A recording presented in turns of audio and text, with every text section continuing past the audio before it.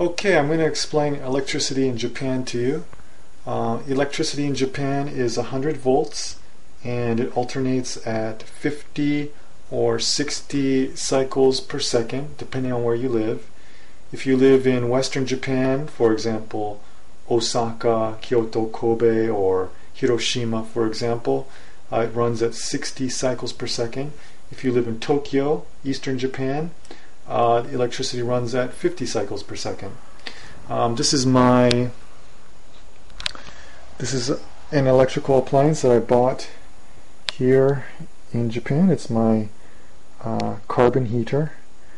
Okay, and this is what the outlets look like here in Japan. All the outlets look like this.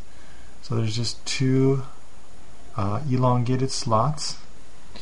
Okay, and this is the plug to my heater, and this is what the plugs to all my appliances look like. All the appliances that I've bought in Japan. Here it is close up. There you can see it. Okay. It just goes in like this. And then you can turn it around and plug it in as well. I know in America most devices you can only plug in one direction because the left slot is slightly larger than the right slot, but here they're both the same size. And what I was saying earlier, how the frequencies are different between Eastern Japan and Western Japan, well, you don't have to worry about that because I've used my appliances in both Tokyo, which is Eastern Japan, and here in Kansai in Western Japan, so that's never been an issue for me.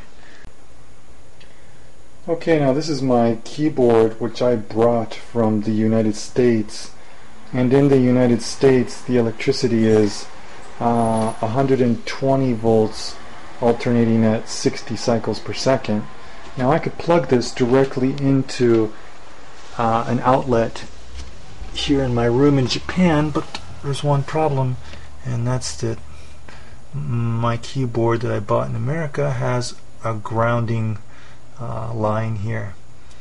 So I brought along with me, I bought this in America as well. It's called a Surge Master, and that'll protect my expensive gear from any sudden electrical surges, which is what a fuse box does, but this is an extra layer of protection. I have brought regular two-prong electrical devices from America, and I've plugged them directly into the outlets here, and I've had no problems. They work just fine.